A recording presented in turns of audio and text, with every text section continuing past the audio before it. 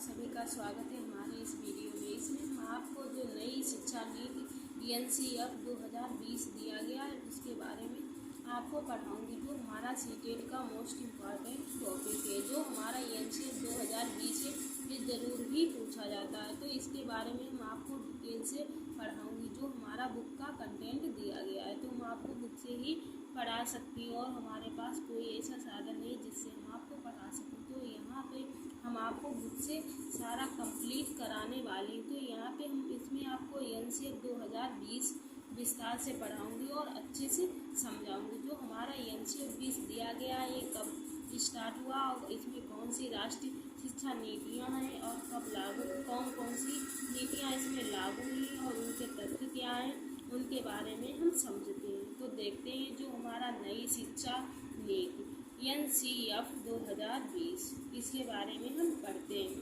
भारत सरकार द्वारा 29 जुलाई 2020 को राष्ट्रीय शिक्षा नीति 2020 को मंजूरी प्रदान की गई। क्या है हमारी भारत सरकार द्वारा कितनी 29 जुलाई 2020 को क्या करा गया, राष्ट्रीय शिक्षा नीति 2020 को मंजूरी प्रदान की। तो हमें याद रखनी है सन कितने को मंजूरी प्राप्त की थी, 29 जुलाई 2020 को राष्ट्रीय शिक्षा नीति की हमें क्या मंजूरी प्रदान की गई। इस नीति क्या है, इस नीति से राष्ट्रीय शिक्षा नीति 1986 का स्थान लिया गया। इसमें क्या लिया गया है कि इस नीति से राष्ट्रीय शिक्षा नीति है जो 1986 का स्थान लिया गया। राष्ट्रीय शिक्षा नीति 2020 एनसीईआरटी 2020 का मसौदा किसने, कस्तूरी रंगन आयोग द्वारा तैयार, किसके द्वारा तैयार किया गया था इसका मसौदा, कस्तूरी रंगन आयोग द्वारा तैयार किया गया था। एनसीईआरटी 2020 से संबंधित महत्वपूर्ण बातें निम्नलिखित हैं। जो एनसीईआरटी 2020 है इससे संबंधित जो महत्वपूर्ण बातें हैं वह निम्नलिखित हैं। उन बातों के बारे में हम समझ लेते और पढ़ लेते क्या क्या बातें दी गई हैं।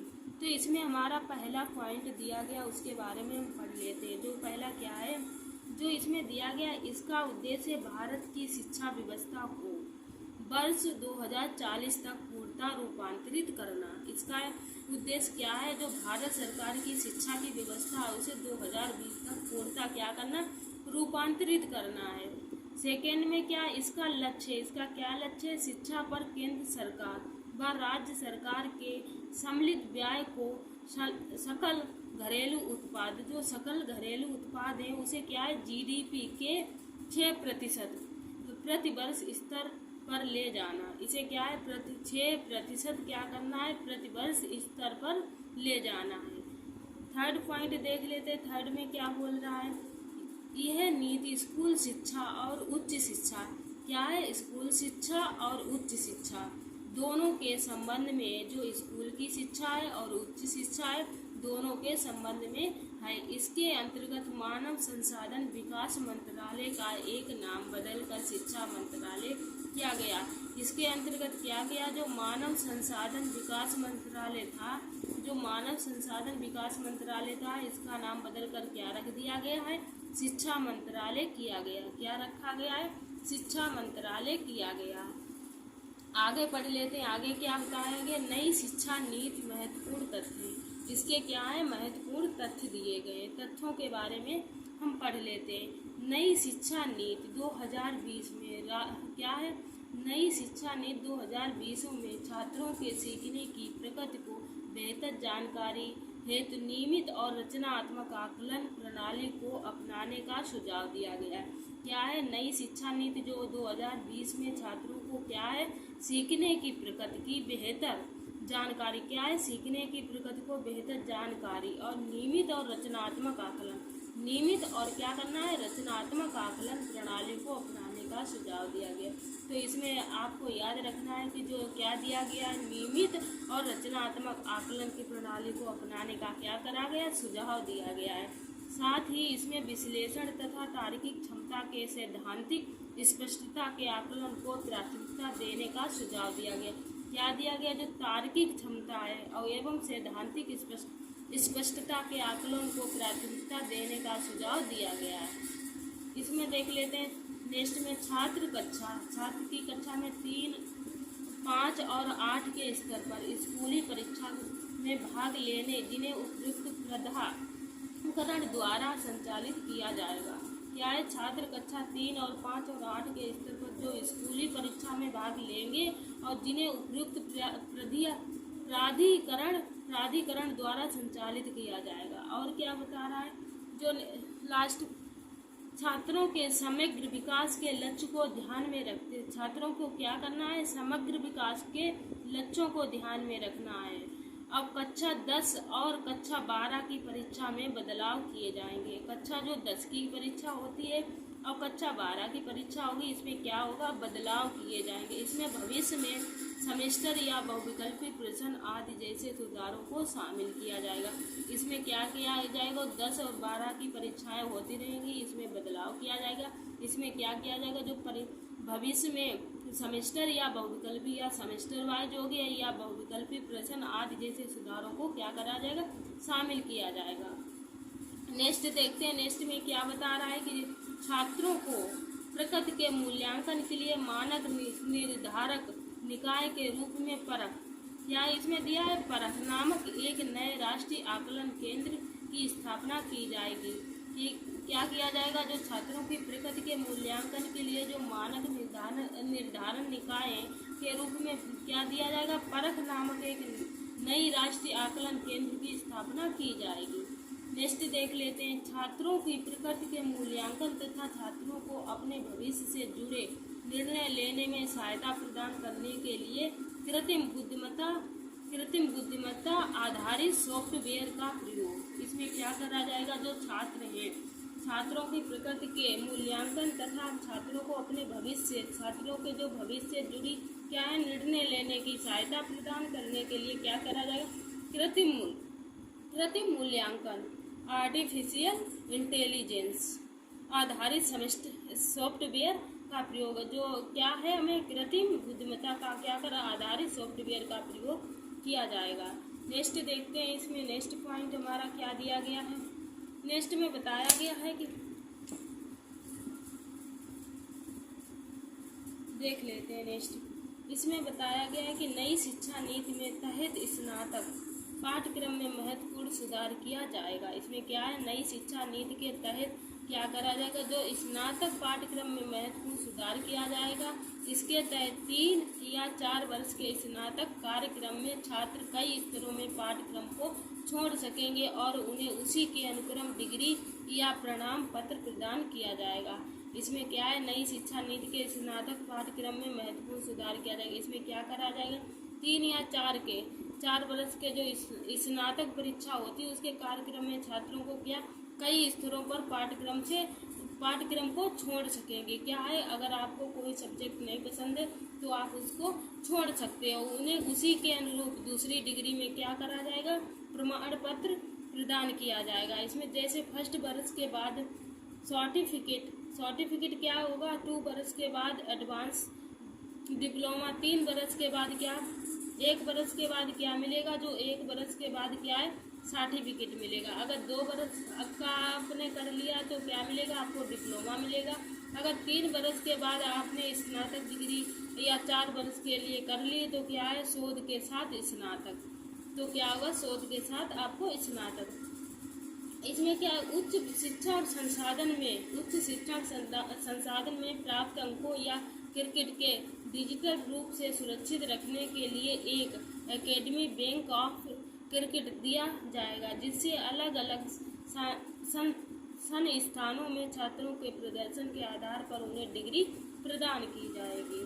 नेक्स्ट आगे देख लेते हैं। इसमें हमारा क्या दिया गया? इसमें दिया गया है हमारा जो नई शिक्षा नीति है उसके तो नई शिक्षा नीति के तहत एम.फिल कार्यक्रम को समाप्त कर दिया जाएगा। जो नई शिक्षा नीति है उसके तहत क्या करा जाएगा? जो एम.फिल कार्यक्रम को समाप्त कर दिया जाएगा। नई शिक्षा नीति 2020 के अंतर्गत शैक्षिक पाठ्यक्रम को लचीला बनाया जाने की हर संभव कोशिश की जाएगी। क्या करा जाएगा? जो शैक्षिक शिक्षा नीति है जो 2020 के अंतर्गत क्या होगा? जो शैक्षिक पाठ्यक्रम में क्या होगा? लचीला बनाए जाने की हर संभव कोशिश की जाएगी। लचीला बनाने की क्या करी जाए, हर संभव कोशिश की जाएगी। यदि कोई छात्र किसी शैक्षिक कोर्स में रुझान रखने के कारण उसे शैक्षिक कोर्स के बीच दूसरा कोर्स पढ़ना हो, क्या है, अगर कोई विद्यार्थी अगर उसे कोई सब्जेक्ट या कोई कोर्स नहीं करना है, अगर बीच में वह छोड़ना चाहता है तो दूसरा कोर्स पढ़ना चाहता है, तो क्या इसमें करा गया कि इसमें बताया गया कि वह अपने पहले कोर्स के निश्चित समय अवधि तक रुक कर दूसरे कोर्स में ज्वाइन कर सकता है। वह क्या कर सकता है कि उस कोर्स को छोड़ सकता है, दूसरे कोर्स में को ज्वाइन कर सकता है। देखते हैं नेक्स्ट इसमें क्या बताया गया। नेक्स्ट में क्या है, नई शिक्षा नीति के तहत वर्ष 2030 तक प्रत्येक जिले में उच्च शिक्षा संस्थान का निर्माण किया जाना नई शिक्षा नीति के भीतर सम्मिलित है। इसमें नई शिक्षा नीति के क्या है, 2030 तक प्रत्येक जिले में प्रत्येक जिले में क्या करा जाएगा, उच्च शिक्षा संस्थान का निर्माण किया जाएगा और नई शिक्षा नीति में भीतर सम्मिलित किया जाएगा। और नई शिक्षा नीति के भीतर 2040 तक सभी उच्च शिक्षा संस्थानों को बहु विषय शैक्षिक पाठ्यक्रम संस्थान बनाने का उद्देश्य रखा गया है। नई शिक्षा नीति के भीतर स्नातक कोर्स को 3 से 4 वर्ष तक बढ़ा जा सकता है। इसमें क्या है, नई शिक्षा नीति के भीतर स्नातक कोर्स जो है 3 से 4 वर्ष तक बढ़ा सकता है, जिसमें छात्रों को बहुविकल्पी प्रदान किया जाएगा। जिसमें क्या करा जाएगा, छात्रों को बहुविकल्पी प्रदान किए जाएंगे। इन सभी बहुविकल्पों के उचित प्रमाण पत्र के अनुसार छात्रों को डिग्री दी जाएगी। उदाहरण के यदि कोर्स छात्र 1 वर्ष के लिए स्नातक कोर्स की पढ़ाई करता है तो उसे केवल 1 ही वर्ष की पढ़ाई का प्रमाण पत्र दिया जाएगा। 2 वर्ष की अगर वो क्या करता है, पढ़ाई करता है, तो एडवांस डिप्लोमा का प्रमाण पत्र दिया जाएगा। 3 वर्ष की अगर उचित प्रमाण पत्र के आधार पर उसे क्या करा जाएगा, डिग्री दी जाएगी। अगर 4 वर्ष का छात्र बैचलर डिग्री के साथ साथ उसे रिसर्च डिग्री भी दी जाएगी। अगर 4 वर्ष का कोर्स करता है तो क्या होगा, उसे बैचलर डिग्री के साथ साथ जो रिसर्च डिग्री भी दी जाएगी। तो आप समझ सकते हैं, अगर 1 वर्ष का डिप्लोमा करता है तो क्या छात्र को दिया जाएगा, 1 वर्ष की पढ़ाई के प्रमाण पत्र दिया जाएगा। 2 वर्ष का तो एडवांस डिप्लोमा दिया जाएगा। 3 वर्ष का तो क्या है, डिग्री दी जाएगी। 4 वर्ष का कोर्स करता है तो बैचलर डिग्री के साथ साथ उसे क्या रिसर्च डिग्री भी दी जाएगी। आगे देखते हैं, आगे हमारा क्या दिया गया है। राष्ट्रीय परीक्षण, जो राष्ट्रीय परीक्षण एजेंसी सभी उच्च शिक्षा संस्थानों के छात्रों में प्रवेश के लिए सामान्य प्रवेश परीक्षा का आयोजित करेगी, जिससे शिक्षा का स्तर बनाया जा सके। नई शिक्षा नीति के तहत सरकारी तथा प्राइवेट संस्थानों को एक समान माना जाएगा। इसमें नई शिक्षा नीति है जो तहत सरकारी और प्राइवेट संस्थानों को क्या एक समान माना जाएगा। नई शिक्षा नीति के तहत भारतीय उच्च शिक्षा आयोग को 4 वर्टिकल दिए जाएंगे, जिसमें national higher education regulatory counselling, higher education counselling, general education counselling तथा नेशनल एकेडमिटेशन काउंसिलिंग को रखा जाएगा। ई लर्निंग पर जोर दिया जाएगा। क्या है, ई लर्निंग पर जोर दिया जाएगा। किताबों को निर्भरता कम की जाएगी। किताबों की निर्भरता क्या करी जाएगी, कम की जाएगी और ई लर्निंग पर जोर दिया जाएगा। नई शिक्षा नीति के माध्यम से दिव्यांग जनों के लिए शैक्षिक क्या होगा, दिव्यांग जनों के लिए क्या होगा, इसमें जो नई शिक्षा नीति ई लर्निंग पर जोर दिया जाएगा ताकि किताबों पर निर्भरता कम हो सके। नई शिक्षा नीति के माध्यम से दिव्यांग जनों के प्रति शैक्षिक पाठ्यक्रम में बदलाव किया जाएगा। तो कल